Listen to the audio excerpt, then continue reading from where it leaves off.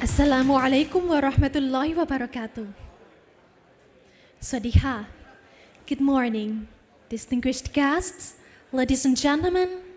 I would like to extend my warmest welcome to all of you to the Thailand Halal Assembly 2024, which is organized by the Thailand Science Center, Chulalongkorn University, in collaboration with the Halal Standard Institute of Thailand and the Research Synergy Foundation, or RSF, at Meroz Hotel, Bangkok, under a theme that is modern and intriguing, toward Halal trust through digital technology to AIs. My name is Sania Kakao, and it is my great pleasure to be your host for this beautiful occasion. Ladies and gentlemen, as for this morning, it was the grand opening ceremony. We were honored to have several distinguished guests from both domestic and international backgrounds joining us for the opening ceremony this morning. Moving on, there are many more exciting sessions that await your attention, as the event incorporates three leading events. First, the International Halal Science and Technology Conference 2024, or ISOTEC 2024. Second, the 20th Halal Science Industry and Business Conference, or HASIP. And the last one is the International Halal Route Workshop. You can follow and participate in the interesting sessions under the ISOTEC 2024 and HASIP events at the main stage in the Grand Meroz room. Ladies and gentlemen, as mentioned earlier, the theme of this year's event is Toward Halal Trust Through Digital Technology to AIs. In this regard, I would like to invite all of you to watch a video that introduces the concept and the theme of the event, giving you a deeper understanding of what we are aiming to achieve. Please enjoy the video. Currently, the global halal market is valued at over 4.6 trillion US dollars. Thailand's halal exports amount to over 6.1 billion US dollars, ranking 11 globally. Halal, meaning permissible for Muslim use, is a set of principles derived from Islamic law.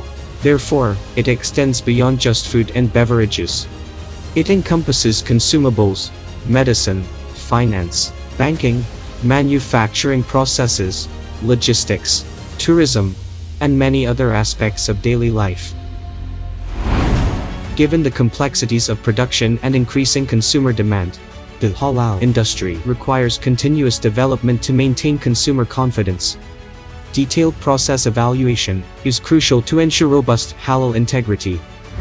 The Halal Science Center at Chulalongkorn University collaborates with the Central Islamic Council of Thailand under the principle, Sharia certifies, halal science supports.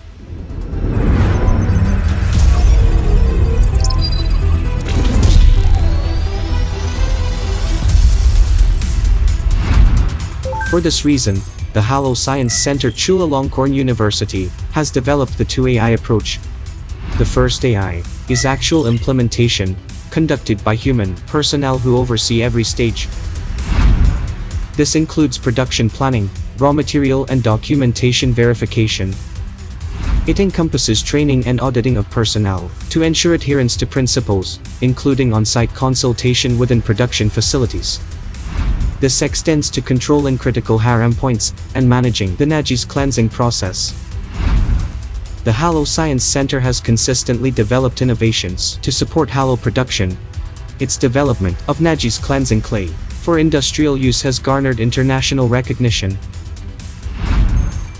Additionally, the HALQ Assurance Liability Quality system controls production using both scientific and Sharia principles to build product confidence.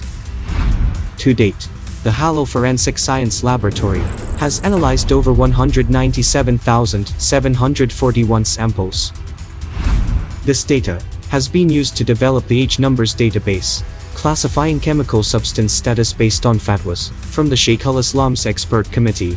The H numbers application facilitates its use ensuring that these raw materials can be confidently used for further development, without requiring reanalysis.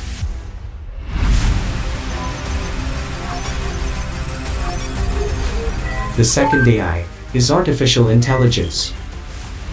This involves inputting the vast data millions of data points scattered through actual implementation into a halal blockchain data storage platform. This second AI uses artificial intelligence for data storage, categorization, retrieval, and analysis. The utilization of big data, blockchain, and NFT in a decentralized application (DApp) for building trust and protecting halal consumers enhances the verification process, increases transparency, and strengthens trust in the halal industry through advanced, secure decision-making and enhanced efficiency.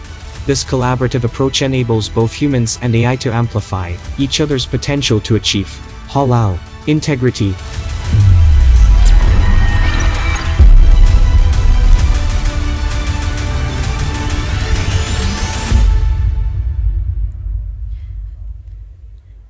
This is the video presentation about the theme of Thailand Halal Assembly 2024, which is Toward Halal Trust Through Digital Technology to AIs. Ladies and gentlemen, as you all know, AI has become an integral part of our daily lives, and for the next session, we have a keynote session that will offer you an insightful perspective on AI and halal practices in Thailand, with the topic titled Two AIs for Thailand's Halal Trust and Confidence. Ladies and gentlemen, today we are honored to have with us an esteemed chairperson who is a distinguished expert in the field of marketing, strategic management, and halal commercialization.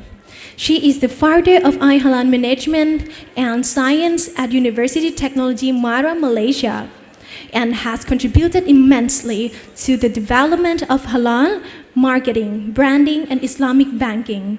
With a Doctor of Philosophy in Marketing and Strategic Management, she has led numerous initiatives to promote halal industries. Please join me in welcoming Professor Dr. Farida Haji Hassan, President of World Academic of Islamic Management Advisor MA, CFEA, and Department of Ranking at UITM Global University Technology Mara, Malaysia. Please welcome.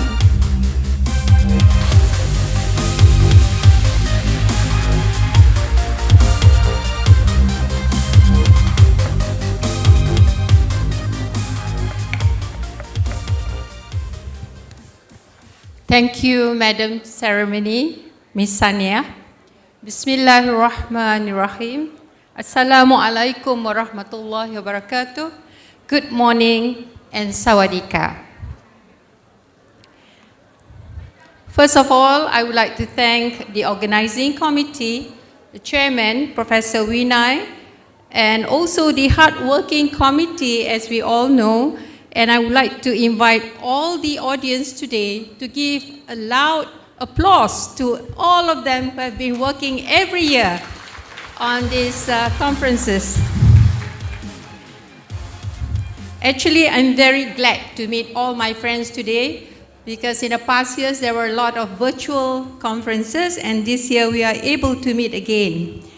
And before we begin, let me inform you that I'm only given 30 minutes to chair this session for Prof. Vinay, and it's best for me to highlight our Honorable Prof. Vinay on his background. A very popular, distinguished, renowned Islamic scholar, Prof. Vinay is the founding director of the Halal Science Center in Chulalongkorn University, and concurrently he is also the vice president for the CICOT and the Chamber of the Halal Standard Institute of Thailand. Prof. Vinay obtained his PhD in Applied Medical Biology with a cum laude from Faculty of Medicine and Pharmacy at St. Pierre Hospital in Brussels in 1989. Prior to that, he obtained the degree in MS Nutrition from the Faculty of Medicine. I hope I pronounce this correct, Prof. Vinay.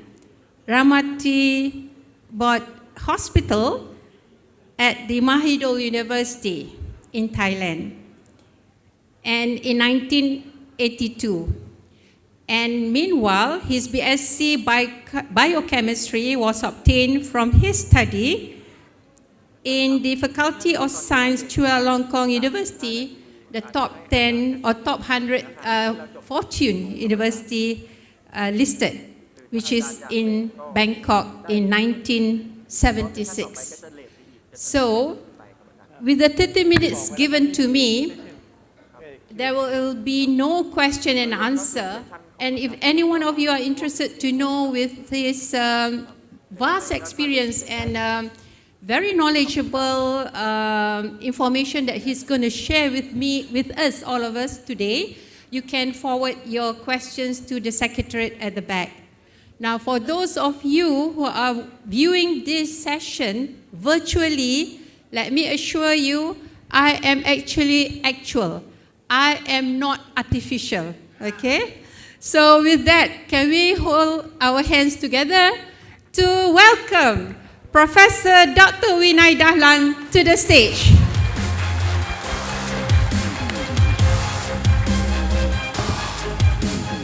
Thank you.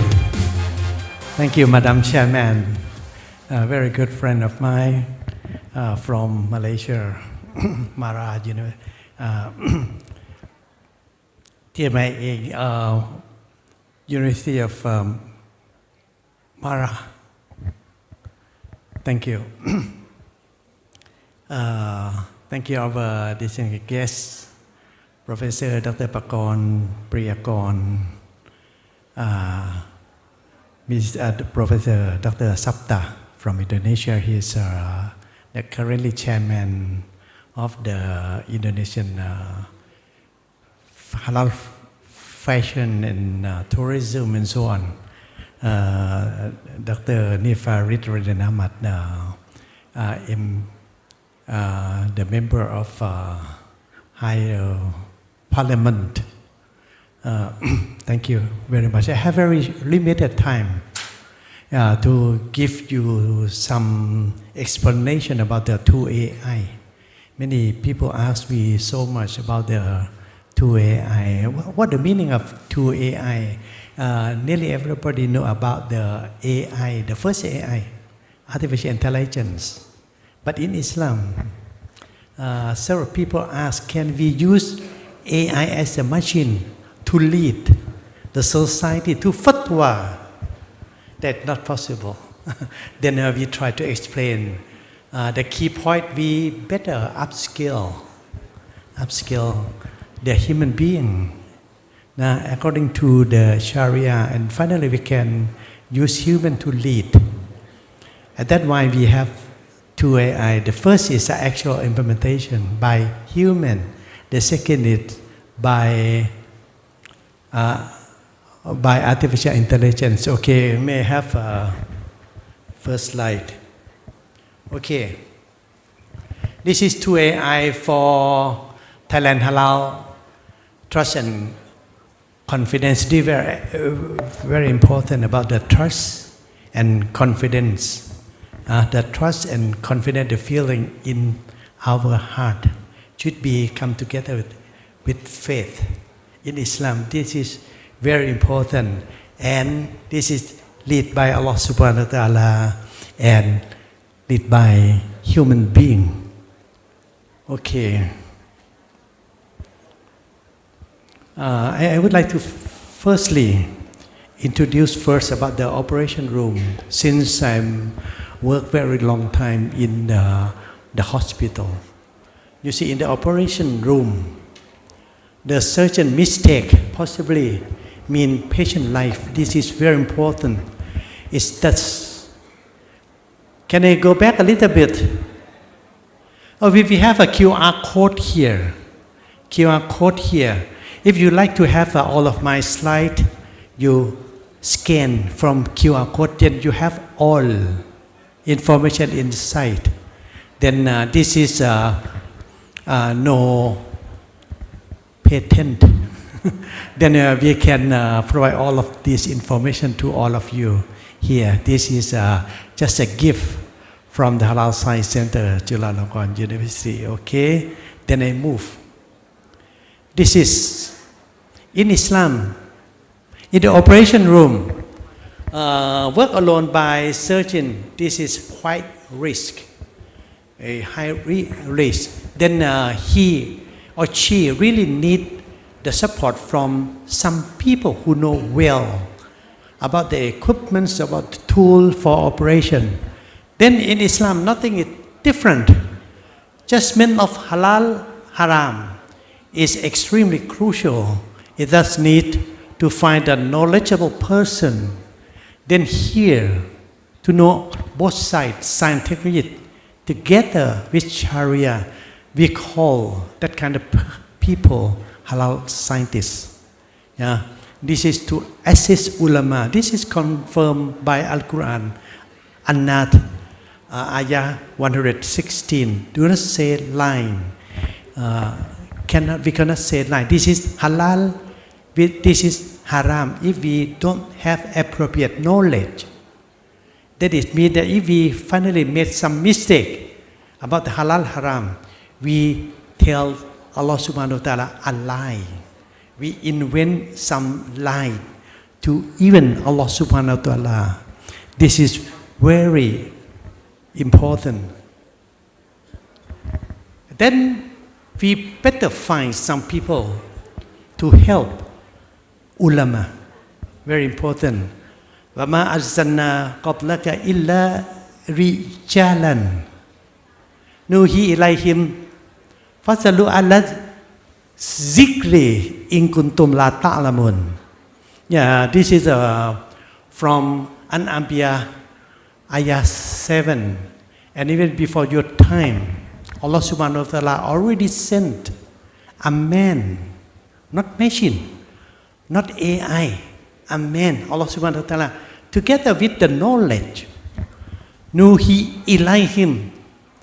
Then our duty, try to find that kind of people. Try to find fat'alu ala zikri, a zikri in kuntum la ta'lamun. If we would like to know, if we would like to have some assistant, try to find some people to help. And that kind of people have to be the knowledgeable people. You have appropriate technology as well as the knowledges. Then, how to find? How to find? This is وَإِذْ قَالَ مُوسَى لِفَتَّاهُ. This is from Al-Kahf, ayah 60. Nabi Musa alayhi salam said he will not stop traveling in the desert until he reached to the Majma al-Bahrain, the place, the sea, the place where the two seas combine together. Some ulama said it's reflect to one person who know both sides of technology, both sides of knowledge. Majma al-Bahrain. Then combine two sea and two sea.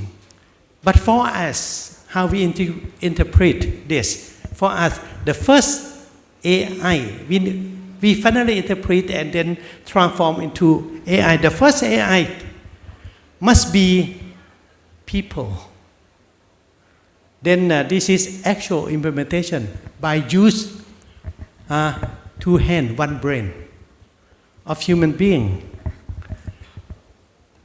Then we develop for the halal, halal standardization, for laboratory analysis, innovation, H numbers. This is developed by the Halal Science Center. And finally, we understand together, we combine together Sharia and science technology to these scientists. And we call this halal scientists. But we are not ulama. We have no right to judge this is halal and haram. We just assist ulama. Then we provide our knowledge to the ulama to judge this is halal and haram. And then we now at the Halal Science Center, we have 7 PhD scientists. For the AI tool, we have the big data management, machine learning, AI, narrow AI, and generative AI, as well as other AI, to assist our scientists and finally combine all knowledge to give to the ulama. This is the way we work.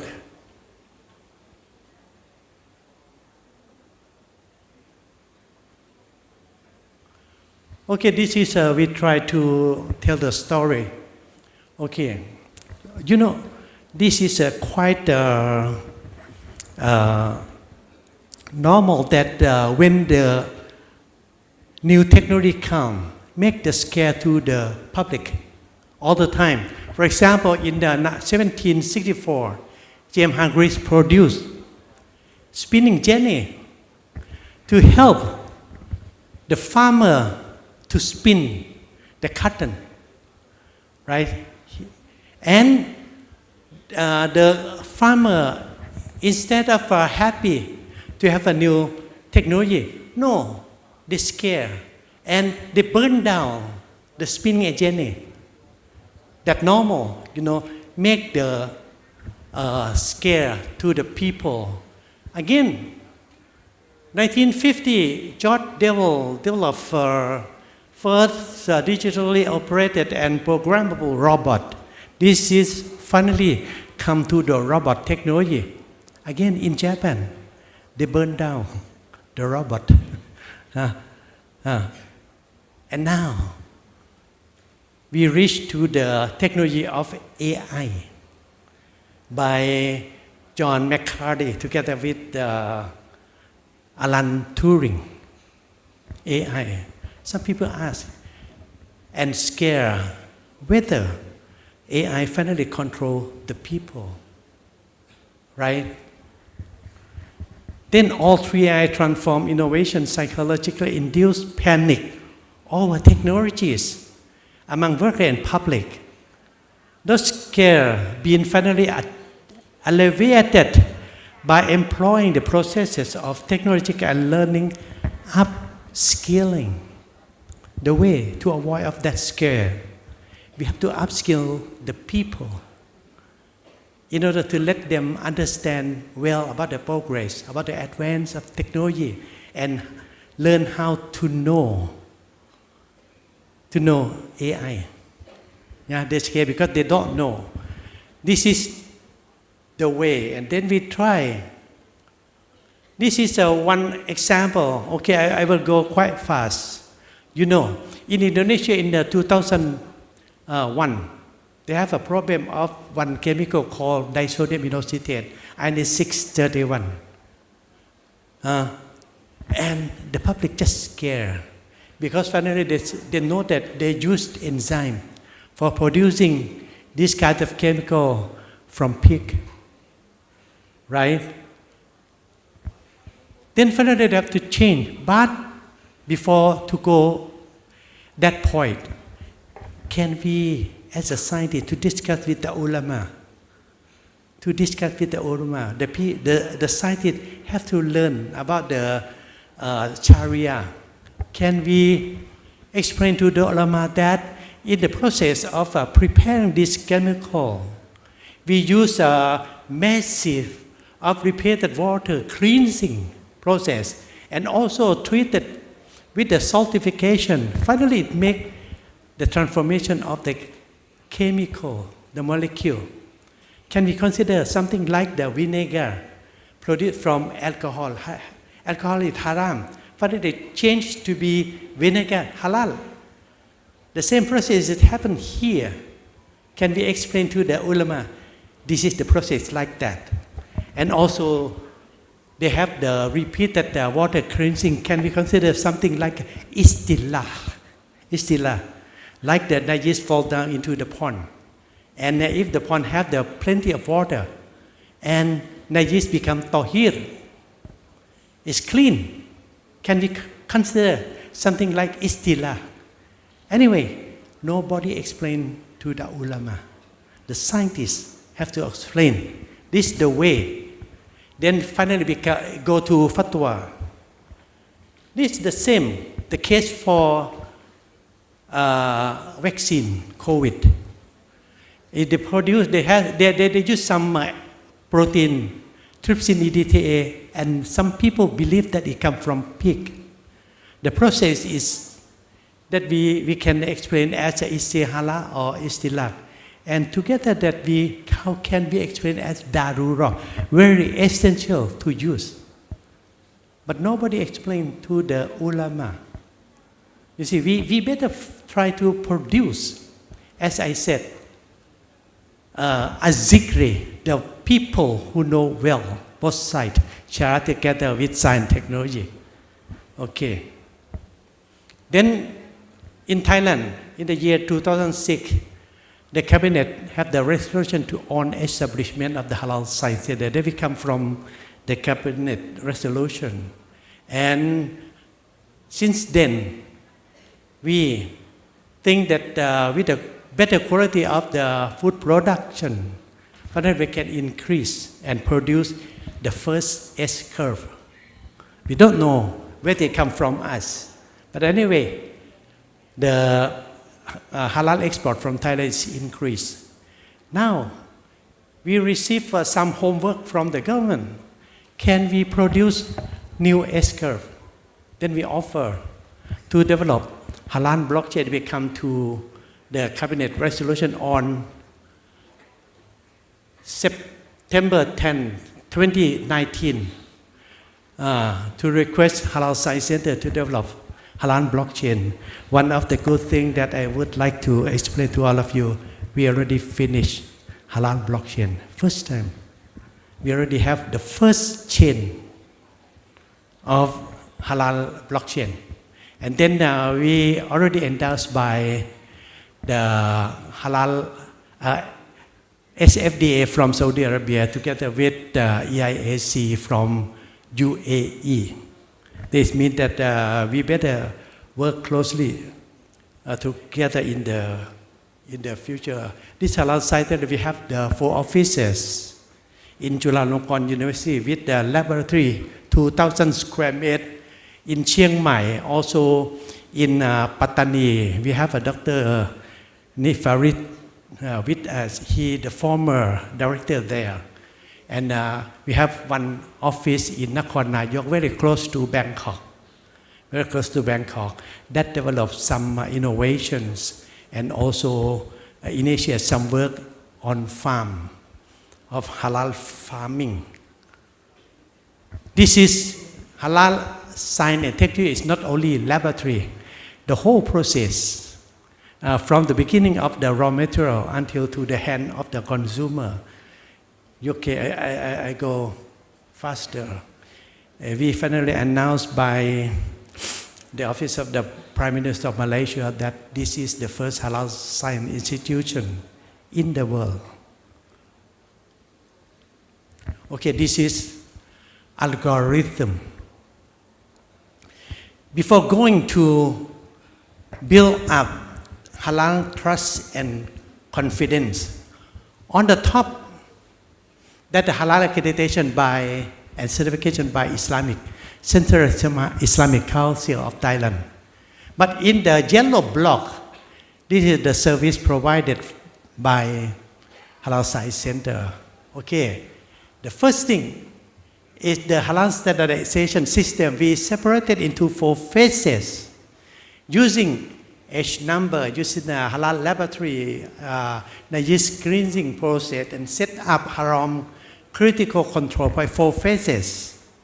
This is called HALQ. And here, I will give to some information here. And this is the laboratory analysis.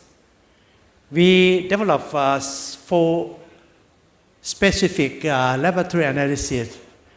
For instance, DNA, fatty acid, alcohol, gelatin, and still many other. Now we provide a service for protein and so on, many things. Yeah.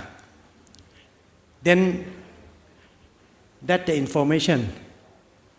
And one thing that's very important, we need for improving the status of the country, we need SME to produce innovation. Then from this, then we screen out of all haram. And finally, we have a H number here, and we have the halal ingredient in innovation. This is the way we use in algorithm. Then we all the time give the knowledge on setting up and together with the develop of algorithm for our scientists. This is the way we develop HALQ. HALQ, this is for halal standardization. You have a standard like a paper, but how to implement this paper for producing appropriately by men, by worker in the factory. For Malaysia, for Indonesia, it's okay. Maybe the majority of the workers there are Muslim. But how about in Thailand? The majority of them are non-Muslim. That we have to give them appropriate knowledge for appropriately producing halal product. This is the way. This is our laboratory. Yeah. If you have an opportunity to visit the halal laboratory, we have 3,000 square meters of area. 35 of scientists, 7 of them are PhD. Yeah, you can visit at Chulalongkorn University. You will be surprised because in Bangkok, you'll find Muslim with hijab working as a specialist scientist in the laboratory. H number.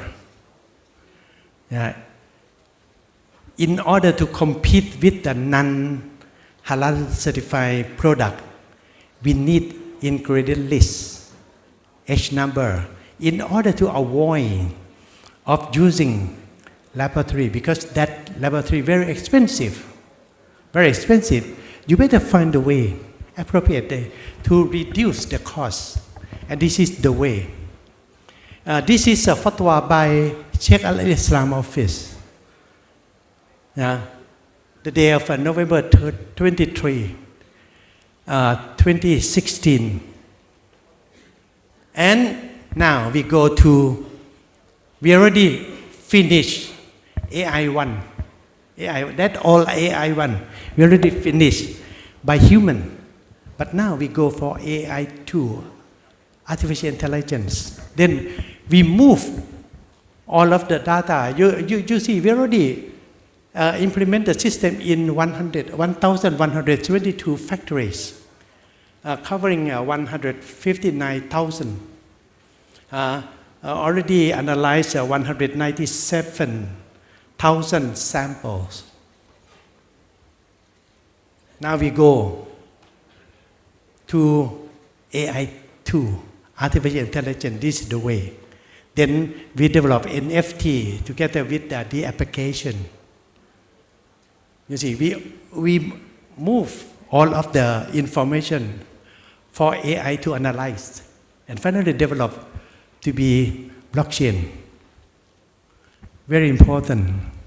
Blockchain, very easy to develop.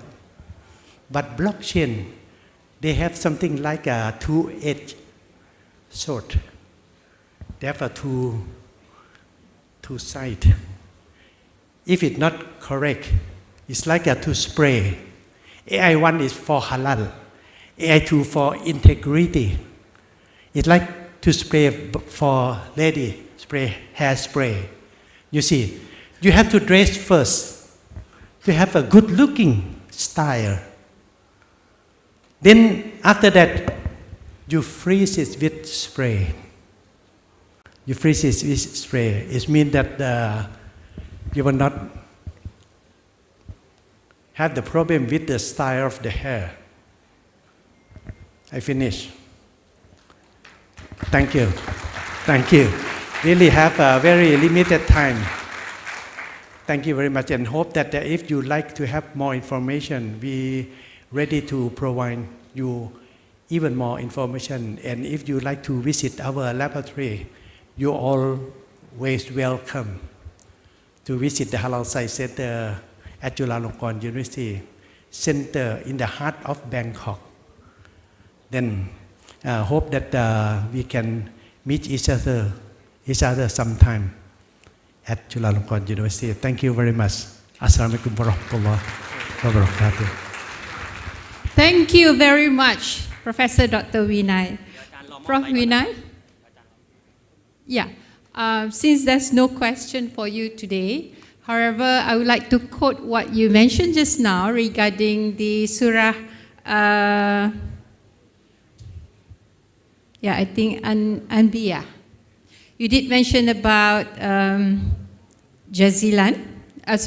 You did mention about Rijalan, which is for men.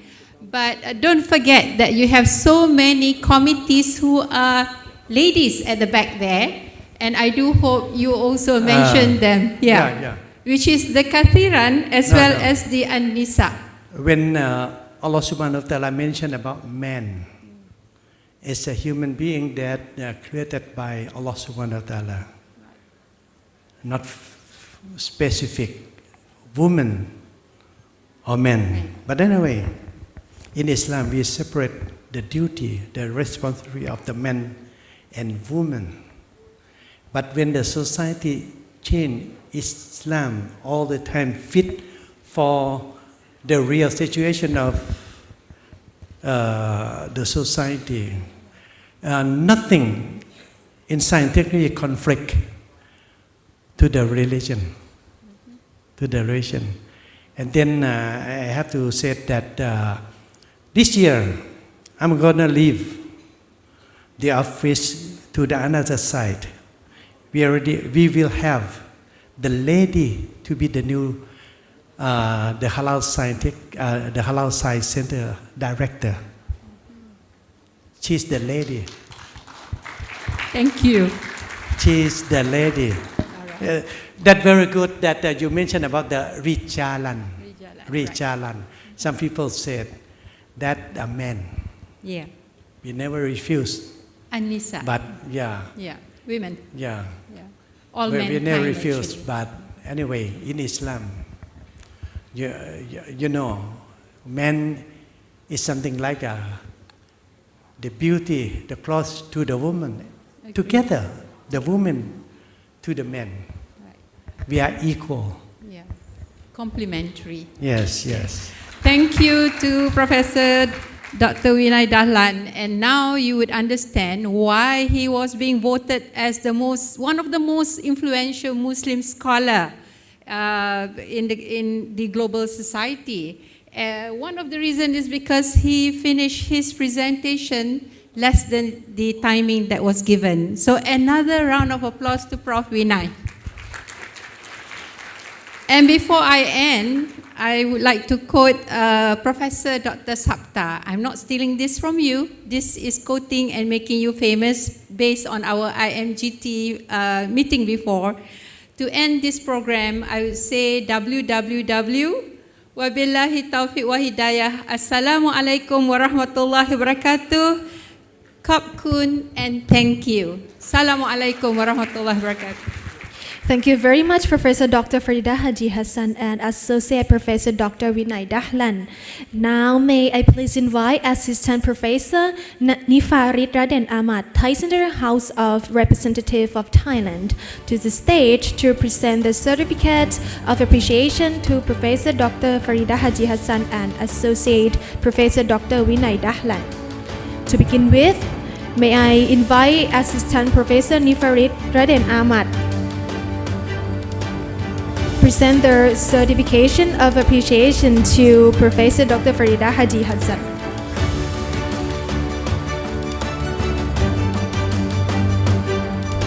She is the President of World Academy of Islamic Management and also the advisor MACFEA.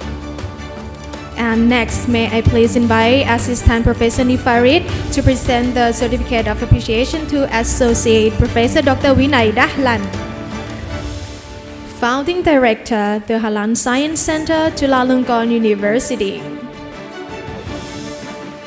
And next will be a section of a group photo session. Therefore, we kindly ask that you remain on the stage for a moment for a group photo session.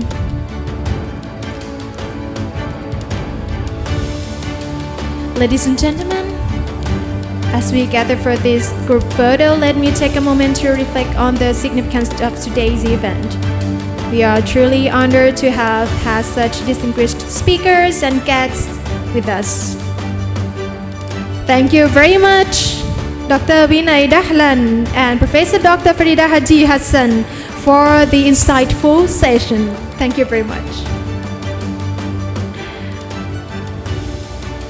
Ladies and gentlemen, next, I kindly ask all of you to scan a QR code to evaluate the session we just had. Your feedback is valuable to us. Whether it was helpful, what additional information you would like, or any suggestions for improvement. This will assist the organizers in enhancing future events. Additionally, those who complete the evaluation will receive a certificate as a token of participation in the Thailand Halal Assembly 2024. This is a special privilege for those who provide their feedback. Please scan the QR code on the screen to access the evaluation form. You can scan the QR code on the screen, and the one who evaluate our session will receive a certificate as a token of participation of the Thailand Halal Assembly 2024. Ladies and gentlemen, for this event, Thailand Halal Assembly 2024, the theme of this year's event is Toward Halal Trust through Digital Technology to AIs. Ladies and gentlemen, two AIs, led by humans and followed by artificial intelligence in accordance with Islamic principles. Every time society enters a new technological era, there is always a sense of anxiety among the workforce. For example, the introduction of the spinning jenny in the mid-18th century, or when the industrial sector entered the era of robotics in the mid-20th century. The solution of both instances was upskilling, training the workforce to have more advanced skills, thus opening up more opportunities. Now, in the 21st century, with the rise of artificial intelligence or AI, we are facing a similar fear, with many worrying that AI will soon control humans at every level. Upskilling human workers remains a key factor in overcoming the challenges brought by every era of transition. In terms of AI, the Halal Science Center at Chulalongkorn University, or HSCCU, has also developed this approach on 2nd June 2015. The Cabinet approved the development of digital technology to elevate the halal image to Thailand Diamond Halal standards.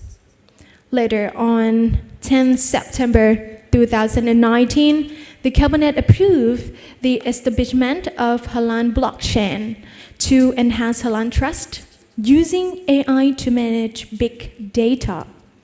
This development contributes to the safety verification of Halal food and production, reducing costs and increasing competitiveness. Building on lessons from the past, the Halal Science Center, Chulalongkorn University, or HCCU, has developed the 2AIs concept. Ladies and gentlemen,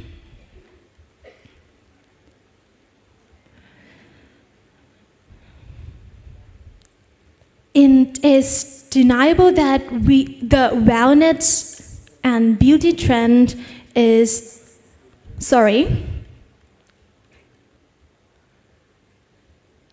we have just concluded the keynote session, and now moving on to the next session, which is part of the 17th Halal Science, Industry and Business Conference, or HARSIP. In this session, we will continue our focus on AI, an advancement we can no longer avoid. On the contrary, we must adapt that and learn to harness it. The next topic is Advanced Power AIs for Halal Trust. Ladies and gentlemen, we are honored to have a distinguished expert in media, technology, and business applications with us today. He is currently the Assistant Director at the Halal Science Center, Chulalongkorn University, and the Associate Dean of Research and Innovations at the College of Arts, Media and Technology at Chiang Mai University. Please join me in welcoming Assistant Professor Dr. Paradon Suripong. And next, may I please invite our speaker, the first one. He is the Dean for Academic Research and Publication at INHR ART, the International Islamic University, Malaysia, IIUM. Please join me in welcoming Professor Dr. Idwandi Jazreer.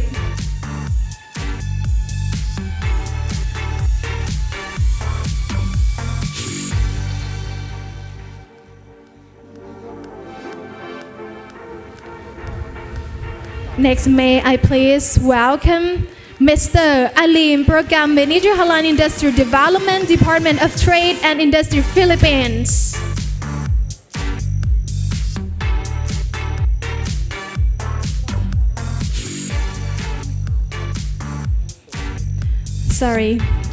The first one, may I please invite Professor Dr. Abdulaziz Boras, Professor at College of Engineering, Qatar University.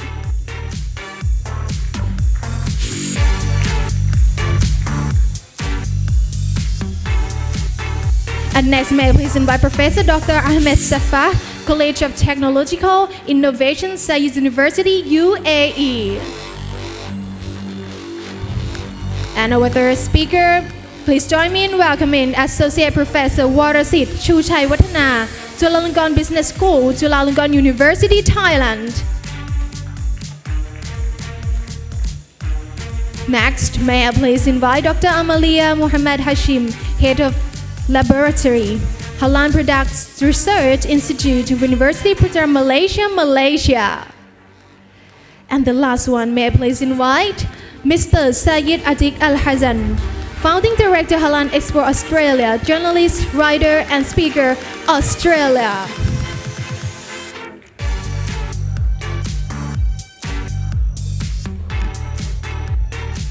Okay. Assalamualaikum warahmatullahi wabarakatuh. Okay.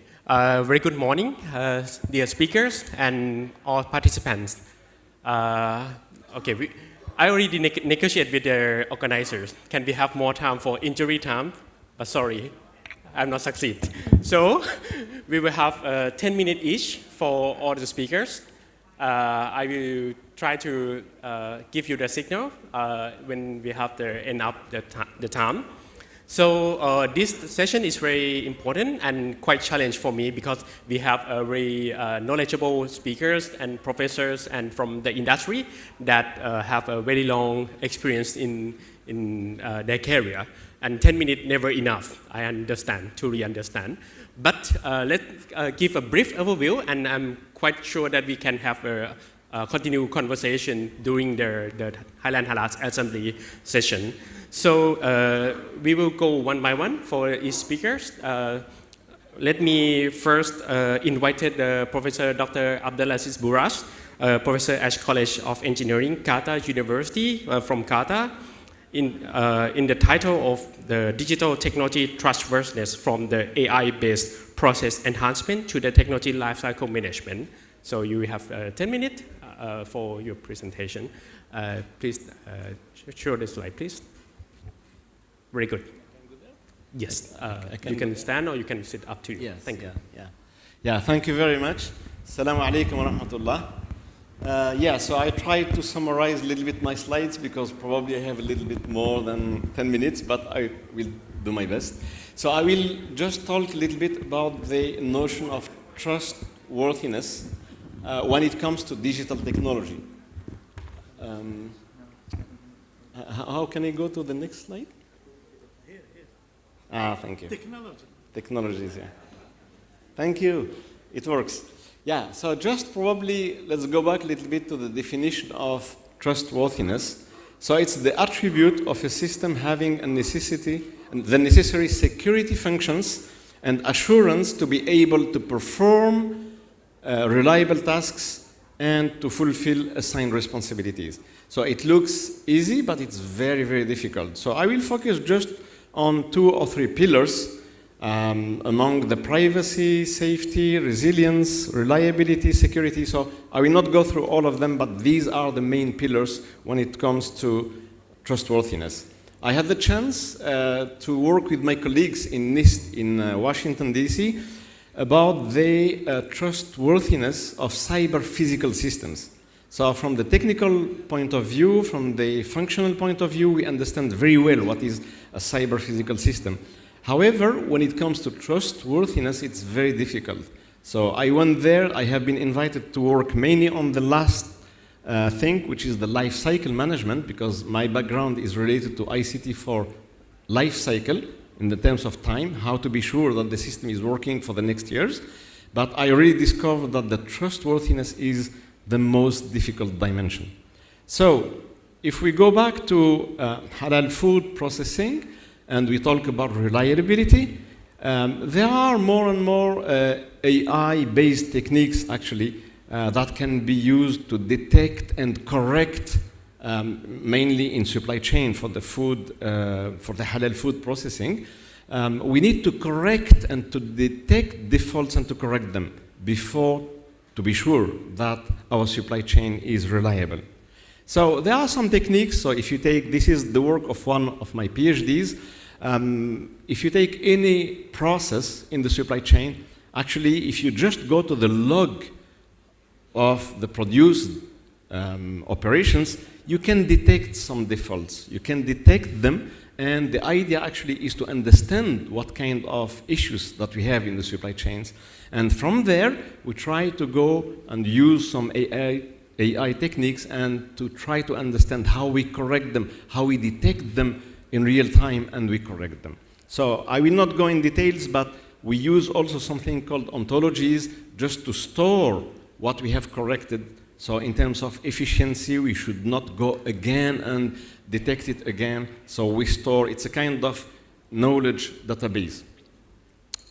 The key benefits are definitely when we correct all these issues, so we are sure that we are ensuring compliance, we are making the supply chain working in real time, that's very important. We are automating the corrections, and we are preventing the frauds, because some of the issues are not just technical, it's because someone wanted to cheat or to introduce some mislabeling, etc. So the second dimension is the secure transactions, and Professor Vinay talked about the blockchain, so I will not go through this, but the blockchain is one of the techniques that we know today. It's really pivotal.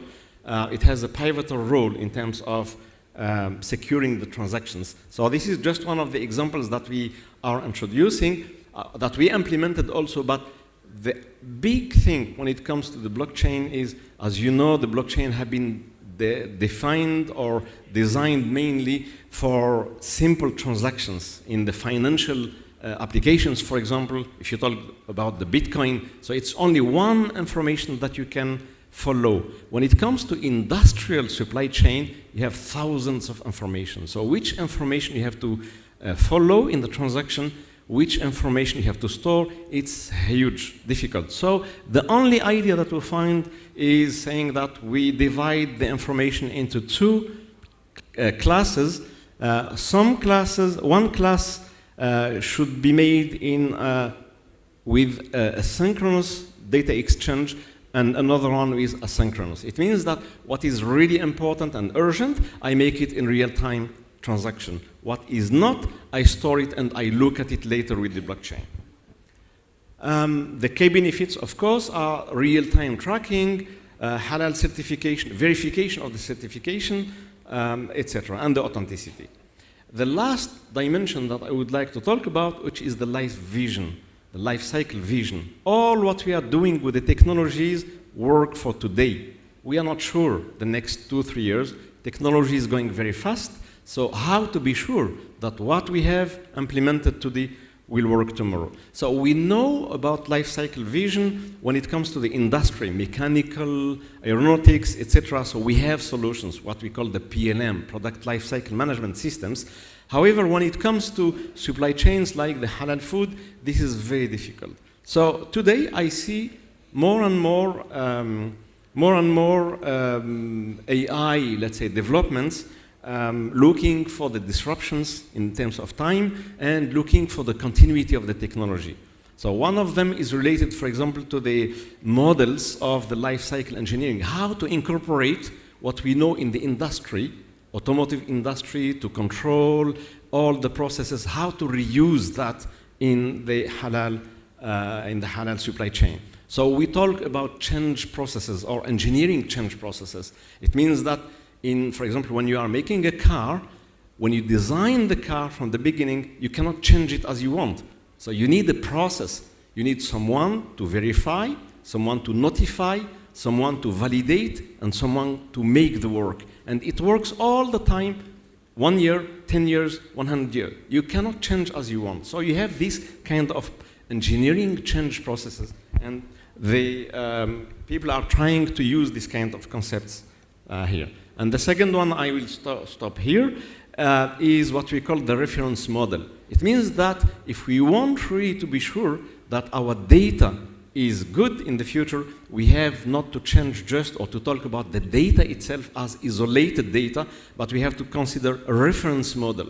Any data we know at any time in the life cycle, the beginning, the end, etc., we should know absolutely where it is stored, what are the performance indicators, the best practices, who created it, what are the documents that are associated with it. It means that the data is enriched by other information, and this is the best way actually to control the data in the time. So the key benefits, of course, is sustainability in the time, forecasting the potential risks, and of course talking about the quality control. If you are interested in these concepts, we organized last year, and Ajadon organized an international conference on these concepts here in Bangkok. And this year it will be organized in Spain, in Sevilla in July. So if you are interested, just contact us and we will give you all the information about this. The future prospects is, of course, technology is evolving. We have a lot of things coming, but some uncertainties still remain about the AI life cycle itself. A lot of things are coming, but how about the life cycle of the technologies that we are inventing to solve our problems? Thank you very much. Right. Thank you very much, Professor Abdelaziz Meroz. He mentioned three key things that I think we have to take note down. The first thing is about the process that's very important, even in the industry or in any process that AI have to deal with. The second is the trust. That's why we work on the blockchain. And the last thing is the life cycle management, how to sustain the process and the AI and the trustworthy. Then let's move to the next speakers, Professor Dr. Ahmed Sefa from the College of Technological Innovation, Said University, UAE. The topic is AI for halal science and halal for AI science. This is very interesting. The time is yours. Okay, Assalamu alaikum. Well, I have 10 minutes, and yesterday I celebrate my birthday. I have 64 years old, and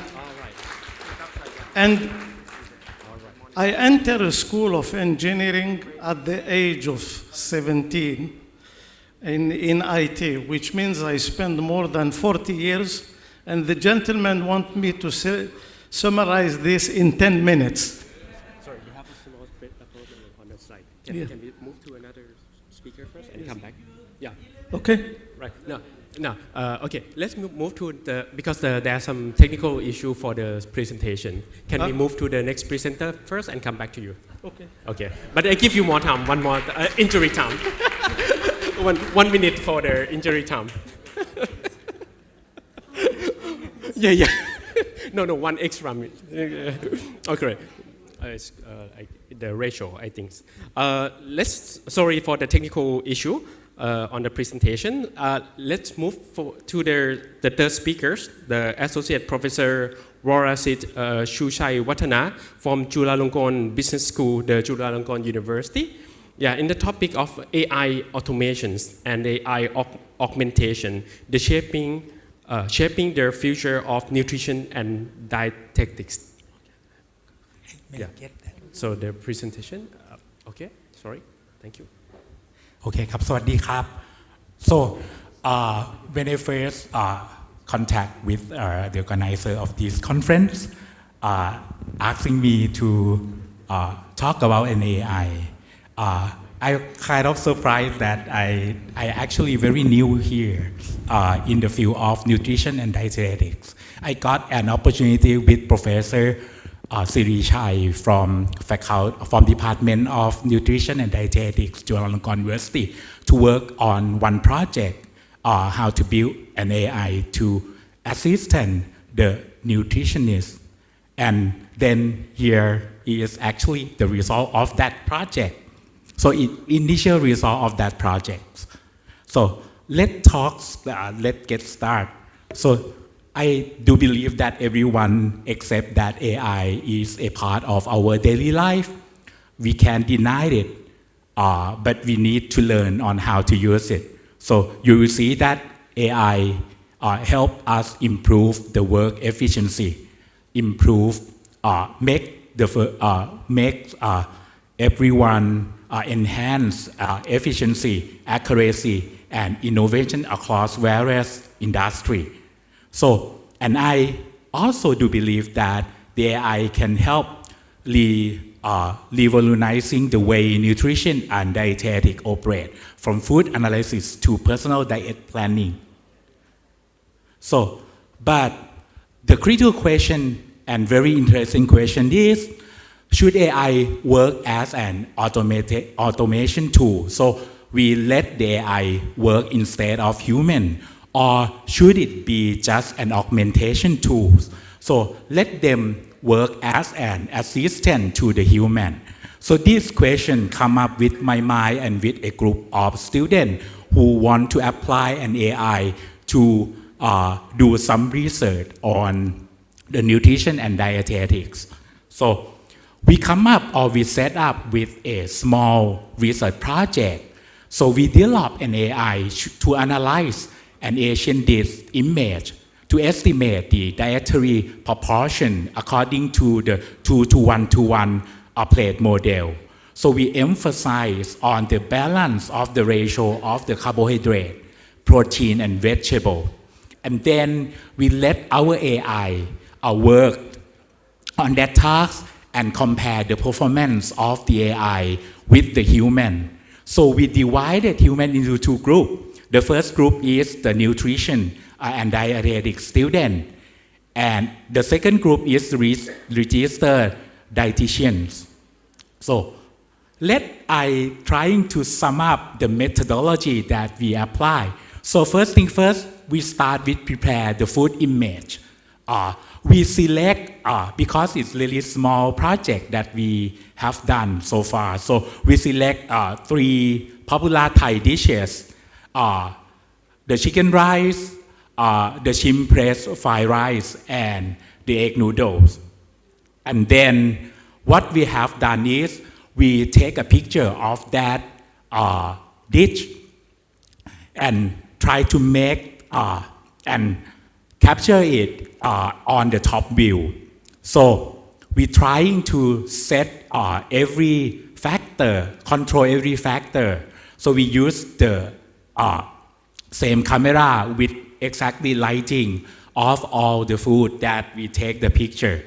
So we end up have 15 picture for each dish. And then the second task that we need to perform before develop an AI is we need to set up the ground truth for the study. So we use the technique called the pixel labeling. So because we want to segment the image, so we need to see where is the carbohydrates, where is the protein, and where is the vegetable on that image. So we use a technique called pixel labeling. So in the pixel labeling, we're trying to specify where the protein is, where it's a group of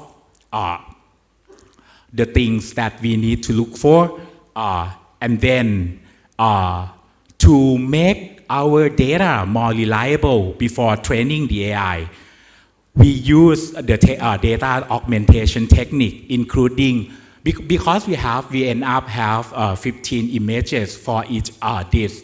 So we need to create more data to let the AI learning. So we use the technique called rotation, reflection, temperature adjustment, and also contrast and brightness adjustment, and saturation adjustment. We randomly select this technique and end up we have like 675 images from T dish. And in this image data set, we divided into around 70% of the data set will be used for training. Another 15 to 16% of the image will be used for validating. This will help us adjust the parameters that allow the AI to work efficiently. And the last group is the test data set. So around 36 images will be used to run the test, how AI perform on this kind of tasks. So let's move a little bit faster. So this, after that, we use the neural network engine, so convolution neural network called UNet and VGG16, that very good at to do the image segmentation tasks, and then we invite to evaluate the performance of the thing that we trying to do is we invite the participants. So we end up have 12 nutrition and dietetic students, and we also have 12 registered dietitians, and we use the evaluation metric as a mean absolute error. So we will determine whether or not the performance from the AI containing more or less error than the human does. So let's talk about the result. So for the chicken rice dish, you see that the AI performed really well. So it's outperformed the tasks that done by a student and also by the registered dietitian, and significantly actually. And then for the shrimp pressed fried rice, you will see that AI still win comparing with the performance of the human. However, in our last dish, you will see that AI create more error comparing with the human performance. So from the result, you will see that AI powers demonstrate and superior accuracy in estimating the dietary proportions of the food. However, in some cases, when an ingredients share the similar color, such as the egg noodles, you see that the bean sprout and egg noodles kind of similar color. So it will be difficult for the AI to discriminate the difference between the egg noodle and the bean sprout. So that's why the last dish kind of performing of the last dish is not that good as we expected. So you see that there's some limitation in this work because we just select 3 dishes. So we want to learn how to apply an AI to perform some of the nutrition and dietetic tasks. And also, I think I ran out of time, but there are potential from the result. We can see that there are some potential applications that we can use an AI. So AI can be automatic in some tasks. However, it can be an augmentation tools in some tasks as well. So the potential application are we can develop, use an AI for real-time dietary tracking, AI-powered tool to monitor eating habit or nutrition intakes, or we can create the personalized nutrition recommendation, use an AI, analyze the user data and recommend what dietary plan they should use. And we also can use an AI for complex halal food analysis. So, but I think I need the last question that I want everybody to think about it is how AI can continue to support halal food system while maintaining the trust. This is an interesting question that I think I will end up with this question. So let everybody think about it. So thank you very much. Right. Thank you very much, Professor Meroz. I think this is interesting and very important for, especially for those who are counting the carbohydrate and nutrition. I think they need this kind of AI and application. Let me move to the next speaker first. When they are fixing the slide of Professor Ahmed, may I invite Dr. Amelia Mohamed Hassim, the head of laboratory, the Halal Products Research Institute, University Putra Malaysia, in the topic of the halal meets artificial intelligence, the future of halal's authentication. Please. Thank you very much for the Mr. Chairman. I'm Amalia from University Putra Malaysia. So I'll be talking about something related more onto analytical chemistry in the lab and also integration with the artificial intelligence. So we know that growing halal market is growing now and projected to reach more than $8 trillion by 2030. And therefore, it's very important for us to ensure that everything must be halal compliant to ensure consumer trust and also adherence to religious principles. However, we know that there are many complex global challenges now. For example, there are common fraud in food products such as adulteration of non-halal ingredients, mislabeling, substitutions with cheaper alternatives which might be not halal. And there are also challenges in the complex supply chain. For example, it makes it difficult for verifying the halal status of ingredients at every single stage at the halal supply chain.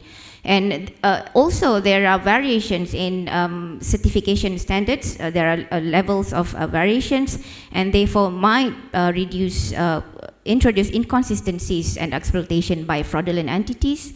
And also, I think one of the most common is insufficient regulatory oversight. Yeah, for example, we have many products, many ingredients that probably during purchase is not sure whether it's from ethical sources or not, and therefore this might cause fraudulent activities to go undetected. So this is the common challenges in halal authentication in the lab. Yeah, we are working in the lab. So for example, the complexity of food matrices, especially heterogeneity of the food components. We know that in food, the processed food or the cooked food, there are many subcomponents inside. For example, starch, carbohydrate, proteins, and they are very different chemical profiles. And also processed food have very, for example, steam, high pressure, that cause the whole food system becomes very complex, and also maybe low level of adulteration that makes it difficult to detect. Analytical limitations, for example, some ingredients have multi-source, from multi-sources, from animal or plants, and their chemical profiles are very overlapping to each other, okay? And for example, another thing is inconsistent marker identification from one food matrix to another. This is example of halal critical ingredients that are being commonly used in food. For example, the emulsifiers, collagen, gelatin, peptides, rannase, glycerin, and all. And what have been using in the lab? So apart from the analytical analysis using instruments, we also integrated with chemometrics and machine learning to look at the chemical profiles. And these are some other food in the literature that have been subjected to machine learning. For example, the gelatin, lard in cooking oils, meatballs, sausages. And this is one of the work that we have done. We try to use machine learning to detect lard adulteration in fish feed, also in biscuits, also from discriminating lard from other animal fats using N-alkane profiles. And recently we also will be publishing this AI-based glycerol origin classifier, where we use FTIR to look at the profiles of glycerol. So if you might wonder, glycerol is being commonly used in, for example, in sweeteners, as sweeteners, in cakes, and also in cosmetic products. The structure, if we look at the profile there, actually regardless from animal or plant or synthetic, the profile looks the same, okay?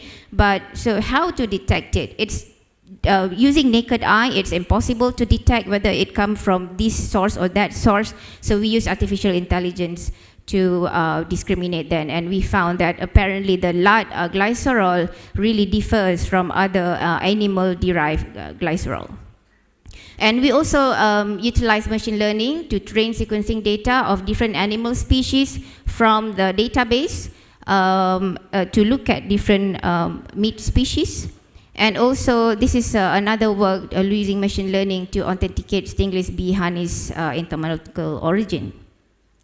These are some challenges in chemometrics and machine learning integration. So one of the common is, the data quality.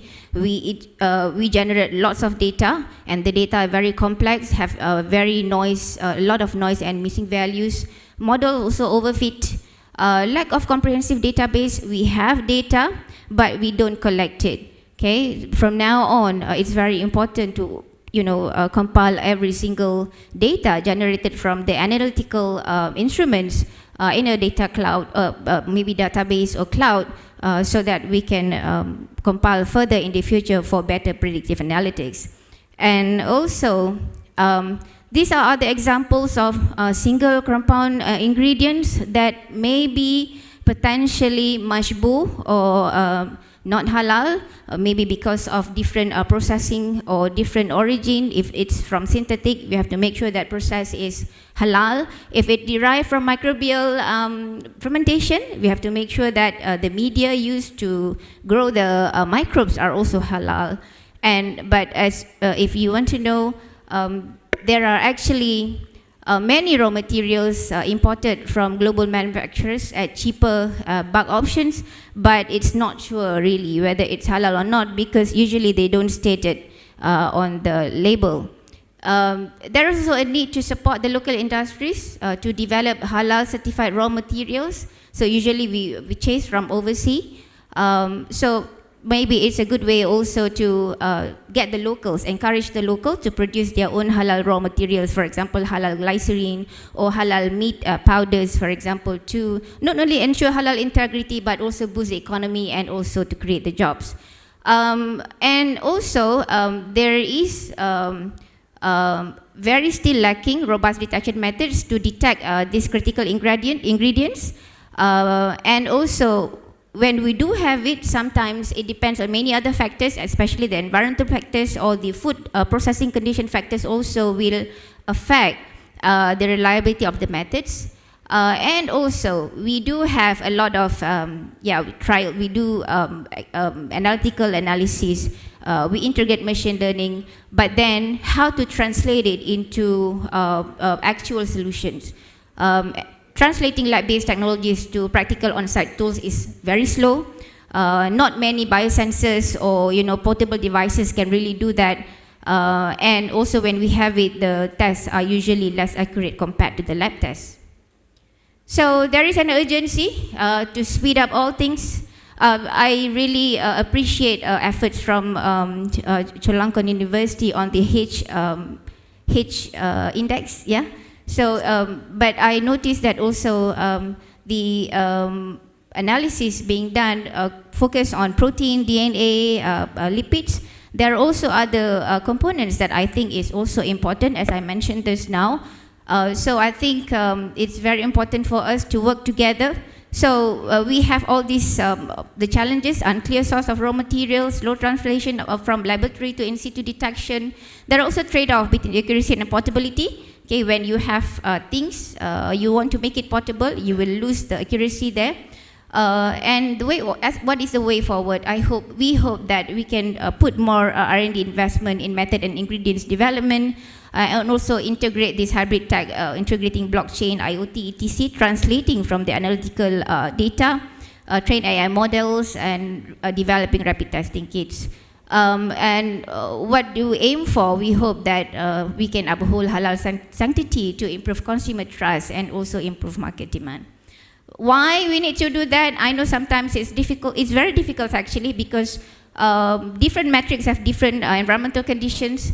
Why? Because choosing halal is and undoubted full put is an obligation for all Muslims. So who are responsible in making this happen? It's us. Okay, let's working together in building stronger and highly trusted halal ecosystem.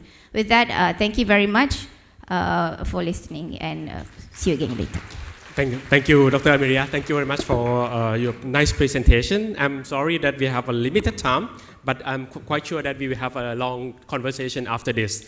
I will move forward to the speakers that we save the best for the last. No, not the last. We still have the video presenter, Professor Ahmed Sefa. Okay, yes, thank you very much. It works now. I think I have a very big presentation, so it will be hard to make it in 10 minutes, but I will try to summarize things. So, I have been developing software system for 45 years.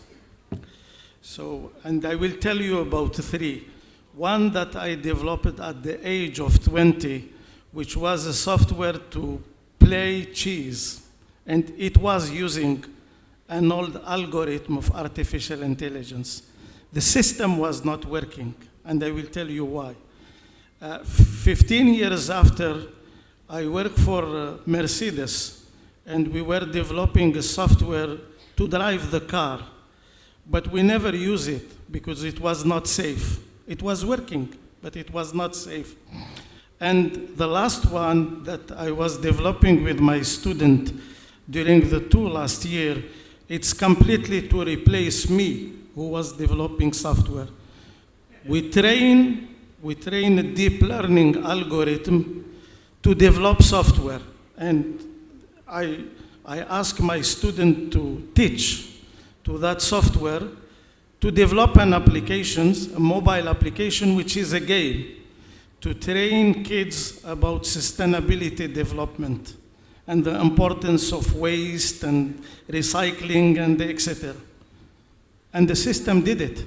Like, it's really generate the entire applications, except some error here and there, the application was working. This is where artificial intelligence is today. Now, I have many things like to tell you, but I will try. I think everyone, if you is using this day ChatGPT and asking questions to do something. And even me, I ask sometimes ChatGPT. Now, but I try to ask ChatGPT about the questions that I remember I asked my grandfather, who was a professor of Sharia.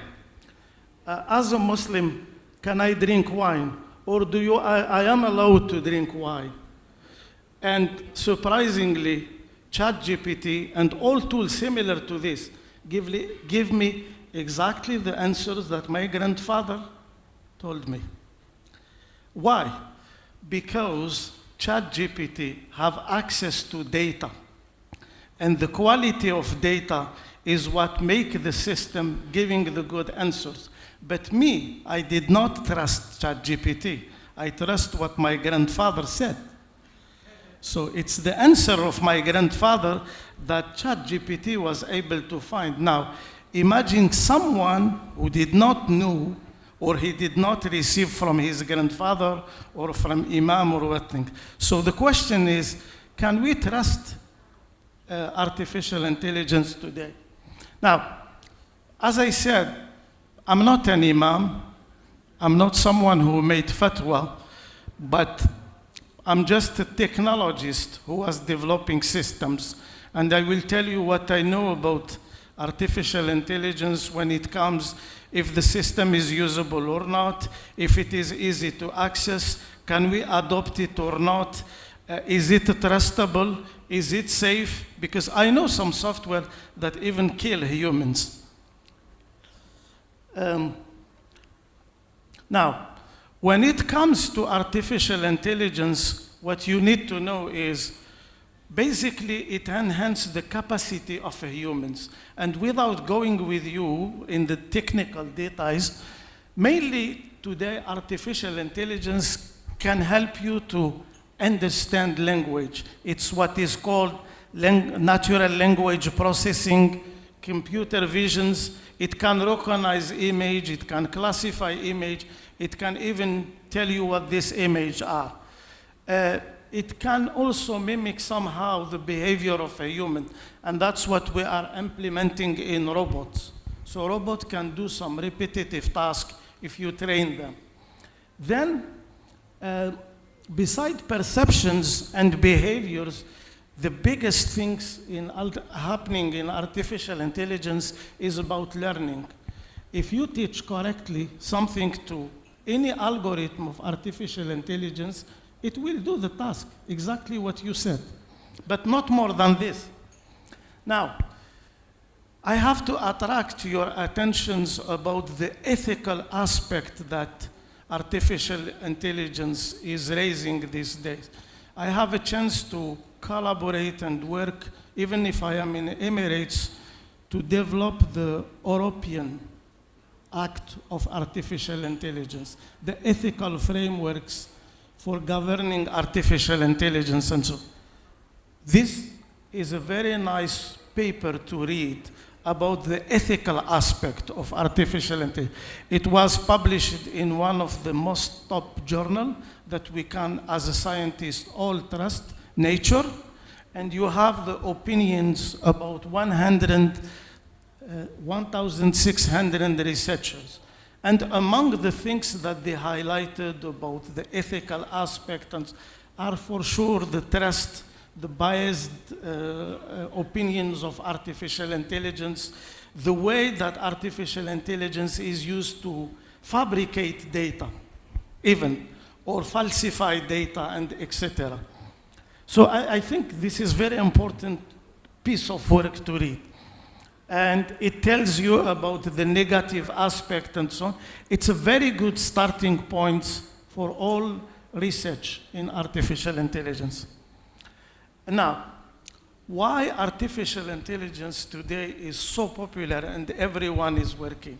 To the point that many people think that artificial intelligence is in its golden age today. This is not true.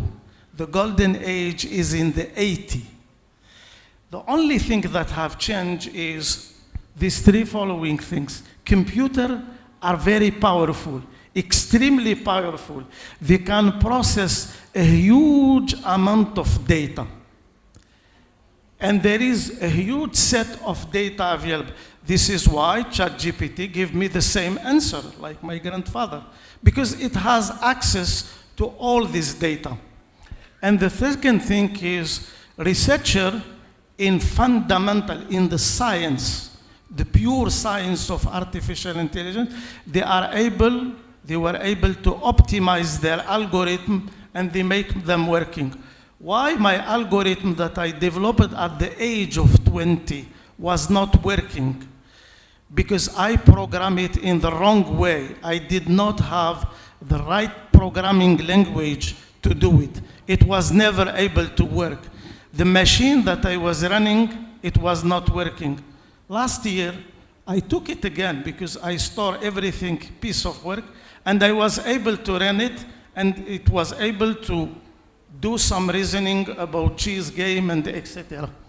So now, to study the artificial intelligence from the halal science, we need to understand what is halal science and what is the goal of halal science.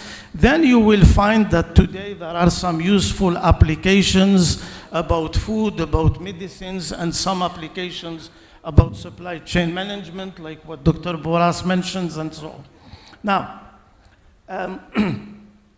the second thing is that you need to collect some informations about some good case studies that people are doing these days and applying artificial intelligence. We can really learn from there how they are applying, for example, artificial intelligence for food traceability and so on. And from there we can learn some useful things that we can see if what is the halalness of this or not.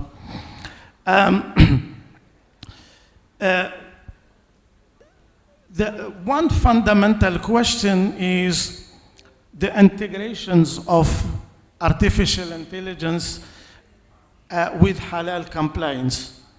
As I said, we have to collect some case studies to study these other things and so on before we can learn about the cost and benefits, and maybe then we can start considering what are the ethical and Islamic laws considerations involved in halal.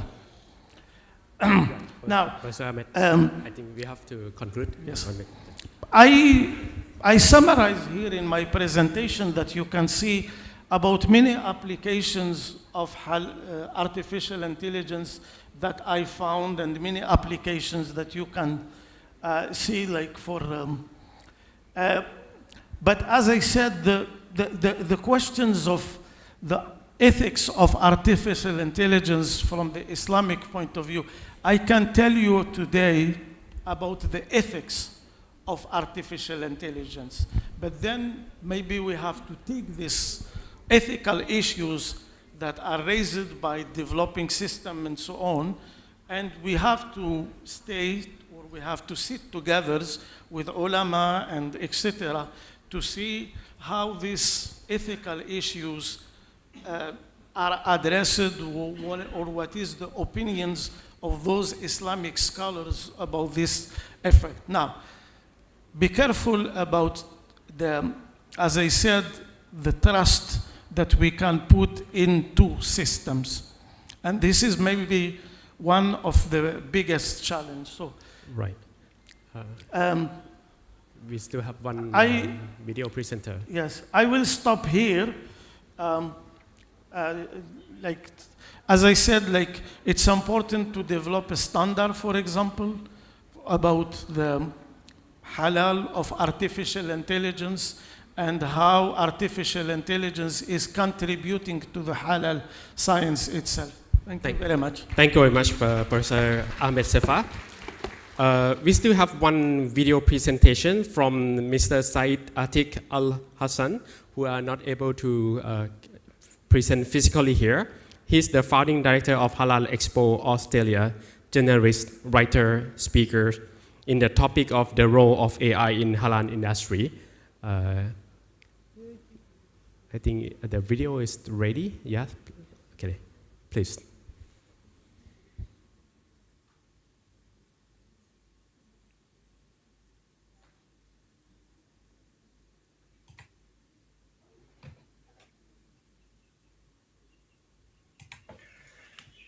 Dear brothers and sisters, audience, listeners, Assalamu alaikum from Sydney, Australia.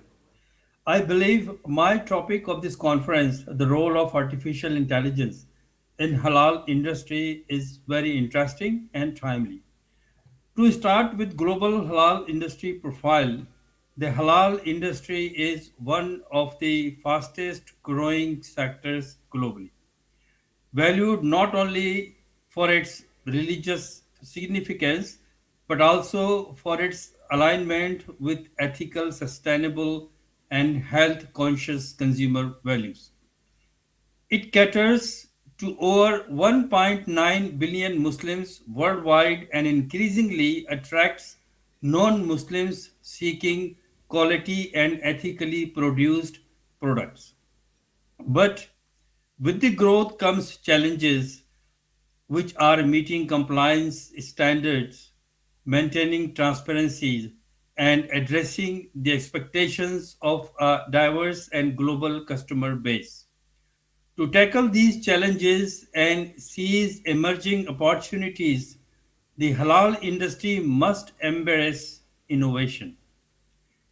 Artificial intelligence (AI) offers a transformative solution enabling halal businesses to innovative, optimize, and lead in competitive global market. Let's explore how AI is reshaping this dynamic sector. So let's look a snapshot of the global halal industry. The halal economy has grown exponentially in recent years. According to the State of the Global Islamic Economic Report 2023-24, consumer spending in halal market reaching $2.29 trillion in 2022, a significant leap from 1.2 trillion in 2012. This growth spans multiple sectors including food and beverages, cosmetics, pharmaceuticals, fashion and styles, and finance and investment. Now, what drives this growth? Demographics, consumer trends, and global expansion. However, to meet rising demand and maintain consumer trust, halal businesses must adapt to new challenges. This is where AI comes a game changer. Now, what AI brings to the table? AI has transitioned from a futuristic concept to a practical tool that arrives efficiency, innovative, and growth. For halal industry, AI offers solutions in 6 key areas, which I am going to mention now. Number 1, transforming halal certification. In this regard, obtaining halal certification involves rigorous processes, including inspections, audits, and documentation. AI simplifies and enhances these steps, like automating compliance checks, real-time monitoring, and blockchain integration. For instance, a halal food producer could use AI to verify each ingredient's compliance automatically, reducing human errors and speeding up certification. Number 2, enhancing quality control in production. In this regard, AI urges that halal products meet the highest standards of quality and safety. These are detecting contaminants, optimizing production lines, and predictive maintenance. The translates to safer, more reliable products for consumers and greater efficiency for businesses. Now, number 3, revolutionizing supply chain management or revolutionizing supply chain management. To halal supply chain is complex, involving farmers, manufacturers, logistic providers, and retailers. AI enhances transparencies and efficiency by improving traceability, optimizing logistics, and fraud detection. As a case study, Malaysia has implemented AI-driven supply chain tools, enabling better traceability and compliance throughout its real ecosystem. Number 4, personalizing market and consumer insight. AI enables halal businesses to better understand and engage their audience by creating target campaigns, monitoring social sentiments, and personalized recommendations. This results in a stronger consumer relationship and higher engagement. Number 5, accelerating research and development. Innovation is essential to meet evolving consumer demands.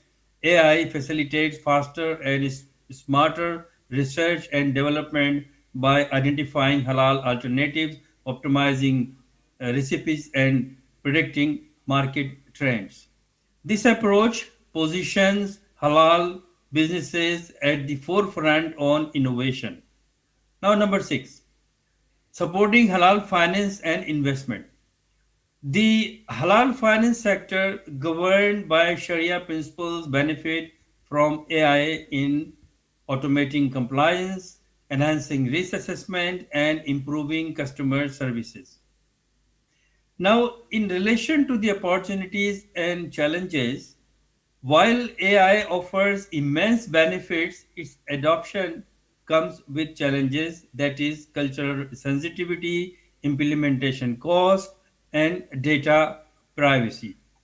Overcoming these challenges will require collaboration with halal industry stakeholders, tech providers, and policy makers. The case in point is Malaysia's leadership in halal artificial intelligence, AI. Malaysia is a shining example of how AI can elevate the halal industry.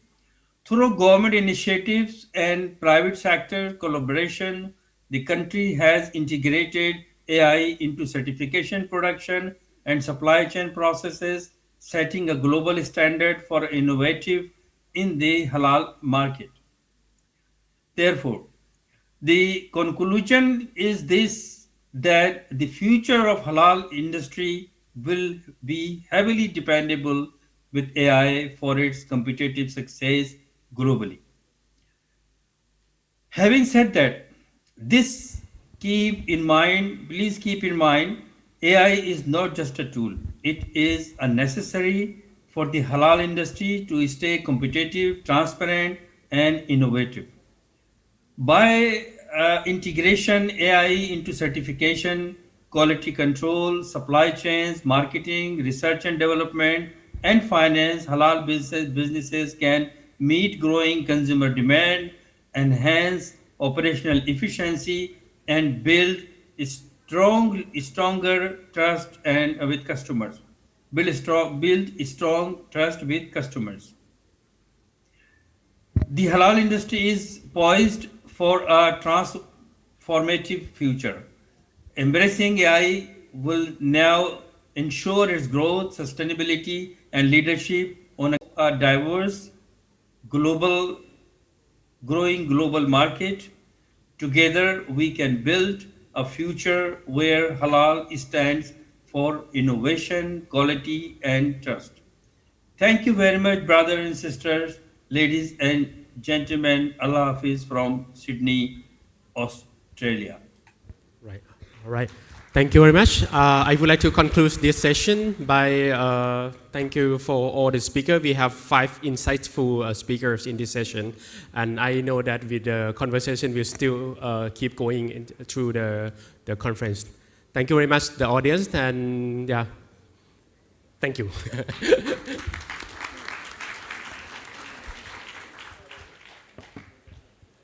Thank you very much, Assistant Professor Dr. Paradon Suripong. Next will be a session of presenting certificates of appreciation to our chairperson and speakers. Following that, we will have a group photo. Therefore, we kindly ask that you remain on the stage for a moment after receiving the certificates of appreciation. Now, may I please invite Associate Professor Dr. Vinay Dahlan, Founding Director of the Halal Science Center, Chulalongkorn University, to the stage to present the certificates of appreciation to the chairperson and speakers. First, to begin with, may I invite Dr. Vinay Dahlan to present their certificate of appreciation to Assistant Professor Dr. Paradon Suripong, Assistant Director, the Halal Science Center, Chulalongkorn University, HSCCU, Thailand. Next, may I please invite Dr. Vinay to present their certificate of appreciation to Professor Dr.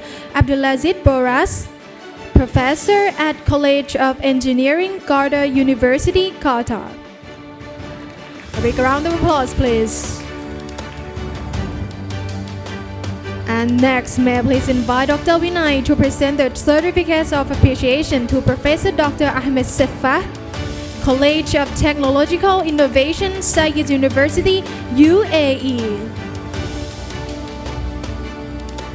May I invite Dr. Vinay to present the certificate of appreciation to Associate Professor Warasit Chuchai Watana, Chulalongkorn University, Business School, Thailand. Please take a moment to adjust your position so everyone is visible. Ladies and gentlemen, as we wrap up today's enriching session on advanced power AIs for Halal Trust, let's take a moment to capture a group photo to commemorate this special occasion.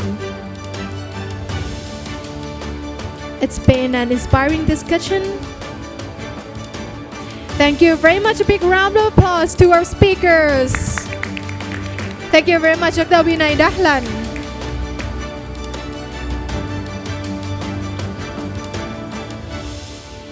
Next, I kindly ask all of you to scan a QR code to evaluate the session we just had.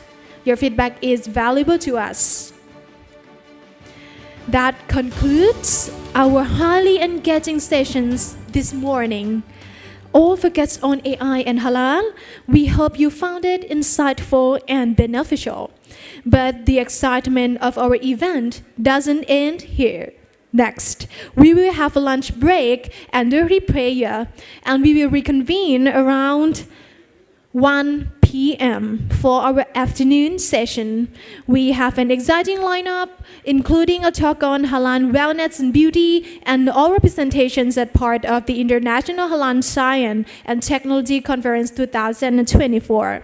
You definitely won't want to miss it.